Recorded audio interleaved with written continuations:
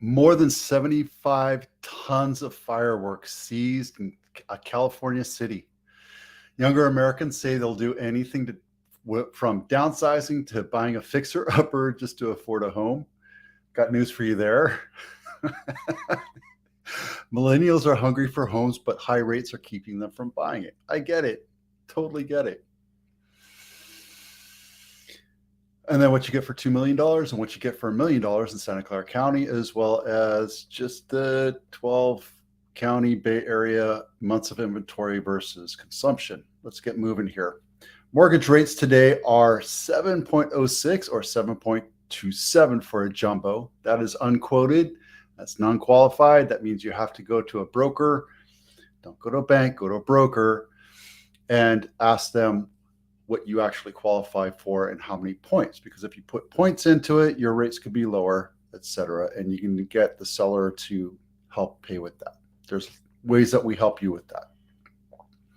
Just remember, there's always ways around from getting a house or to getting a house. It's what we do. We understand the ways, the ethical ways to get you into a house. So let's talk about fireworks. 4th of July is right around the corner.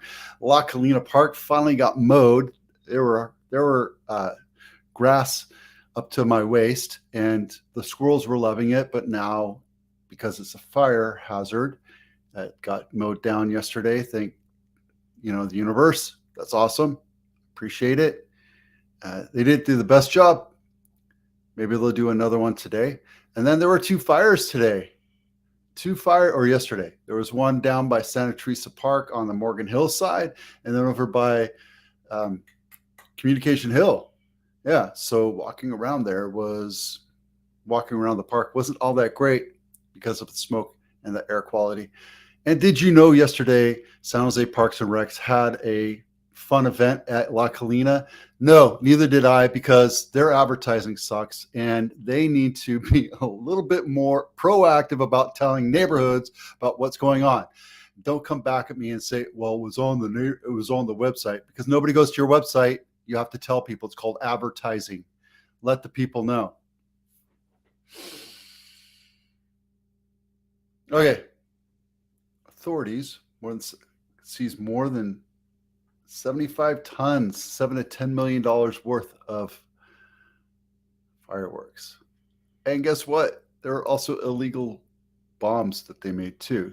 32 tons of fireworks were seized. Yeah. Alejandro Rodriguez, Natalie Navarro, and Daniel Godino were arrested on suspicion of possession of explosives and various weapons charges. There was over 2,000 illegal destructive devices and 10 pounds of bulk homemade explosives valued at over between $7 to $10 million. And guess where it was? ATF was involved. Guess where it was? Gardena. I just wanted to make sure that we understand exactly where Gardena is. Gardena is, right here, this little town right here. But guess where it's next to? Compton. Boy, I tell you, I'm not steering or redlining at all. No, not redlining it. Look at that. It's a red line right there. All right. Enough of that. Younger Americans say they do anything from downsizing to buying a fixer-upper. Now, downsizing, I'm like, that's what old people do when they have a big house, their kids are empty nested, and you move into a smaller house. Well, they rent a house or they have a bigger apartment, and then they have to buy a smaller house. If you have a 1,500 square foot apartment, yeah, guess what? You're going to be able to afford an 1,100 square foot house. But, guys, here's the thing. That's it. That's life. I don't know why this is news, right? We did it. We could barely afford it. We scooched in at $226,000 and bought our first house. And you know what? It was a good investment for us because we knew the values were going to continue to increase. And then when we were there, you're like, Vito, it was only 225. Well, yeah, but we weren't making that much money back then. We were broke. I had shitty credit. I had everything against me. We did an 80, 15, 5. We had 5% down. It took us years to scrape together 5% to put a down payment. And our interest rates were horrible. We figured it out. We just figured it out. I know it's tough, and I laugh at the $2 million. Here's the thing: you don't need to buy a $2 million house. You can buy something under $1 million. You still can buy something under $1 million, guys. Right? You don't have to make it the first house be a baller house hanging out with MTV cribs. Right? You don't. You just buy a house and then fix it up, and that's what this article is doing. You know what?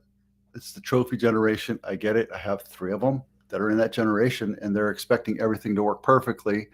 My daughter just bought a beetle, a bug, and it's used. So you need to put money into it to make it work better, period. That's what happens when you buy a used car, right? It's the same thing when you buy a used house. You need to make it better. Now, luckily, we bought this at like $700,000, which was stupid expensive then. We figured out how to do it, and we couldn't even afford to buy furniture. And we had a kid, and then the universe blessed us with twins, and then we had to figure out how to put air conditioning in. We had to figure out how to do all this stuff, and we struggled through it, and eventually we could afford some furniture. So instead of just sitting on the ground in our family room, we actually bought some furniture, and it's not the best furniture, but I don't care because they're kids. They're going to destroy it anyway. Point is, life's a struggle. We're not going to give you anything. It's the pursuit of happiness that makes life amazing.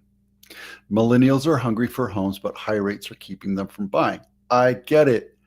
Guys, listen, there's a house for everybody. You might have to go to Central Valley. You might have to go down to Hollister. It's nothing new. This was being done in the 90s and the 80s. People are like, I can't afford to buy this house here. So we go down, and everybody laughed at us. We bought a house in East Side San Jose, and we come from West Side, right? And everybody laughed at us. They were like, oh, you live in bumfuck Egypt and everything like that. And we're like, yeah, but we bought a house. You're still renting. So, and years later, we sold that house, never took a dime of equity out, moved into this house that we're living in, and we're slowly and surely enjoying the life of those struggles. It takes time. Nothing's going to come to you right away. So understand that that's how this thing goes. You can watch these articles. They're here in my blog. You're absolutely welcome to it. The links are down in the description. So go take a look. And if you have any questions, comments, or you think I'm full of crap, please let me know. Love to talk to you about it.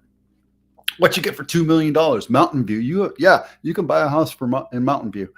This is just brand new on the market. So don't expect it to, it's 28 days on market.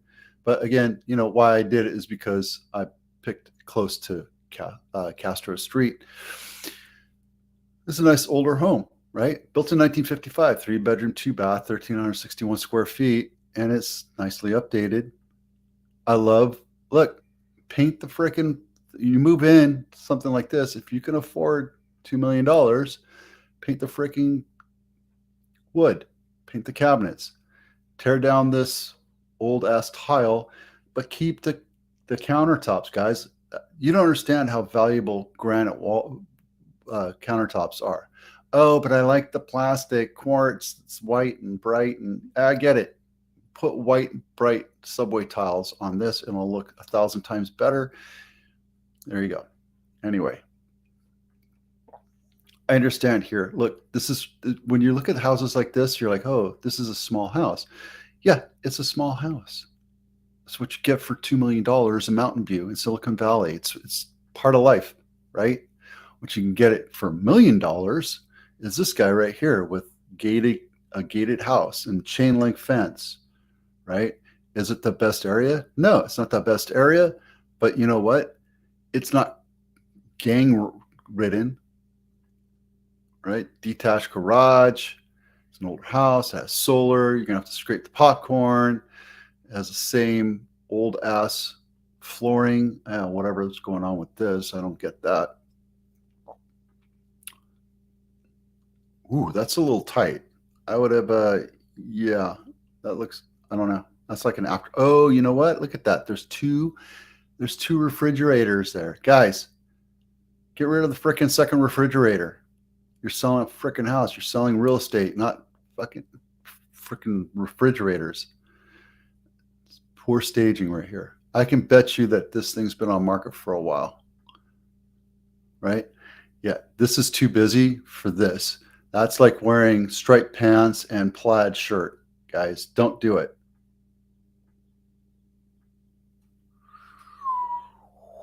Oh man, that's an REWTF bathroom right there. That would drive me nuts. I couldn't. Holy. Uh, okay, I'm taking a snap of that. REWTF faux shizzle. All right. Okay, so two bedroom, two bath, 1,257 square foot, 959, 3 days on market. There you go. And guys, I understand that you're not going to get a perfect house. There's a little shed there. There's a detached garage. This is not going to be perfect in any way, shape, or form. Who looks like they converted the garage or oh yeah, that's a shed and an ADU. Lord have mercy. Lord have mercy. Oh, look at that. Let's take a look at that. What the hell's going on there? That's some broken afterthought counter going on right there. That's somebody else's problem. Ooh. Okay.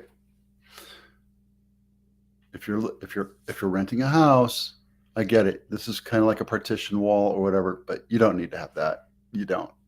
That's just ridiculous. Okay, enough of that. Ooh. This episode was brought to you by the Home Inspection Checklist. If you're thinking about selling or thinking about making your honey-do list longer, sign up for this. It tells you everything that an inspector will go through. This is not a substitute for a home inspection. A home inspection is going to cost you about $700 to $1,000. You don't want to go through and mark down every little thing that's wrong with your house, have somebody else do it, and you're giving it a little bit of arm's length distance from your liability. But this allows you to go through and fix stuff that's around your house. Check it out and understand what people are looking for, what buyers are looking for, what home inspectors are looking for before you put your house on market. Get that stuff fixed and do disclose it. Absolutely disclose it, but have it fixed up because people want turnkey. Unless you sell a house like that $1 million house.